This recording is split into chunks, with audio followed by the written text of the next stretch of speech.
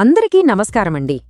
ఈరోజు మనము ఒక చాలా సింపుల్ కానీ మన పనిచేసే విధానాన్ని మార్చేసే ఒక మంచి ఆలోచన గురించి మాట్లాడుకుందాం. మీకెప్పుడైనా ఇలా అనిపించిందా? ఏదో కొత్త విషయం గురించి రోజు చదువుతూ ఉంటారు, వీడియోలు చూస్తూ ఉంటారు, కానీ అసలు పని మాత్రం మొదలుపెట్టలేకపోతున్నామని. దీన్నే లెర్నింగ్ ట్రాప్ అంటారన్నమాట. అంటే మనం ఏదో పెద్ద పని చేస్తున్నామనిపిస్తుంది, కానీ నిజానికి మన బండి అంగుళం కూడా ముందుకు కదలదు. ఇది ఎలా ఉంటుందంటే, పరీక్షకు రాత్రింబవళ్లు చదివి తీరా పరీక్ష హాల్లోకి వెళ్ళాక సమాధానాలు రాయడం మర్చిపోయినట్టు.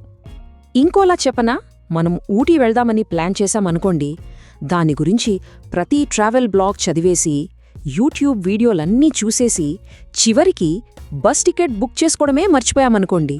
చూసారా ఎంత ఫన్నీగా ఉందో? సరే, ఈ విషయం ఇంకా బాగా అర్థం కావాలంటే మన స్నేహితుడు రవి కథ విందాం. రవికి చాలా పెద్ద అద్భుతమైన కలలు ఉండేవన్నమాట. రవి తన వ్యాపారం కోసం యూట్యూబ్లో యాడ్స్ ఇవ్వాలనుకున్నాడు. తన వెబ్సైట్ను ఎస్ఈఓతో అందరికీ తెలిసేలా చేయాలనుకున్నాడు.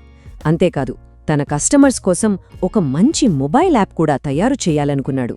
వావ్, ఎంత మంచి ఆలోచనలు కదా!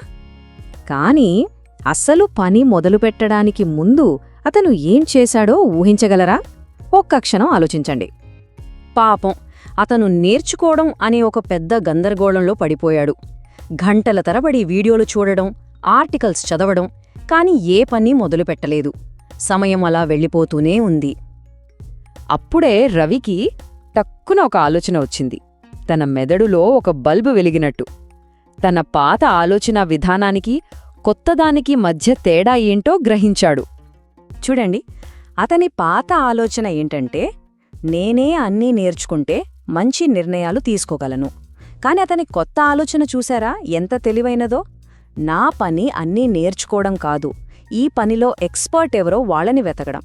ఒక నిపుణుణ్ణి నమ్మితే నా పని చాలా వేగంగా అయిపోతుంది.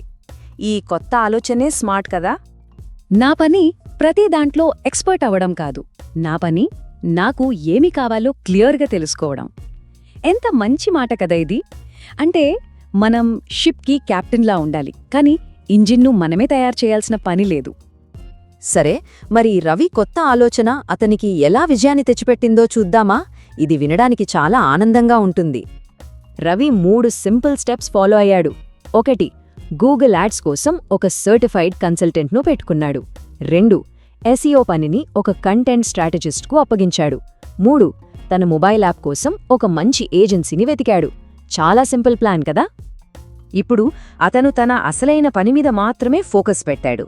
అంటే తన కల ఏంటి, తన కస్టమర్స్కి ఎలాంటి అనుభూతినివ్వాలి, ఇలాంటి విషయాలపై మాత్రమే. ఇవి కేవలం రవి మాత్రమే చేయగల పనులు.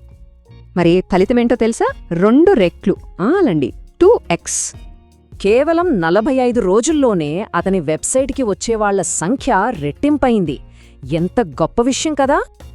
ఇక మొబైల్ యాప్ సంగతికొస్తే, నిపుణుల సహాయం తీసుకోవడం వల్ల అనుకున్న టైం కన్నా సగం టైంలోనే యాప్ రెడీ అయిపోయింది. అద్భుతం కదా! చివరికి రవికి ఒక విషయం స్పష్టంగా అర్థమైంది. అన్నీ నేర్చుకోవడం వల్ల నేనేదో చేస్తున్నాను అనిపించింది, కాని నిపుణులను నమ్మడం వల్లే నేను నిజంగా ముందుకు వెళ్ళగలిగాను. ఈ రవి కథ నుండి మనం నేర్చుకోవాల్సిన పాఠమేంటో ఇప్పుడు చూద్దాం. ఈ కథలో ముఖ్యమైన నీతి ఇదే: మనం ప్రతి పనిలో ఎక్స్పర్ట్ అవ్వాల్సిన అవసరం లేదు, కానీ సరైన ఎక్స్పర్ట్ని వెతకడంలో మనం ఎక్స్పర్ట్గా ఉండాలి. ఈ మాటను ఒక్క క్షణం ఆలోచించండి. ఒక్కసారి మన గురించి మనం ఆలోచించుకుందాం. మనమిప్పుడు నేర్చుకోవాలని కష్టపడుతున్న ఏ నైపుణ్యం ఇప్పటికే వేరొకరికి బాగా తెలుసు. మీకోసం ఒక చిన్న సింపుల్ యాక్షన్ ప్లాన్. 1. మీరు నేర్చుకోవాలనుకుంటున్న 3 విషయాలు రాయండి. 2.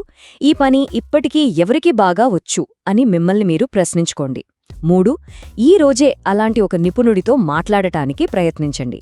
ఇది చిన్న హోంవర్క్ లాంటిదే, కానీ ఫలితాలు అద్భుతంగా ఉంటాయి.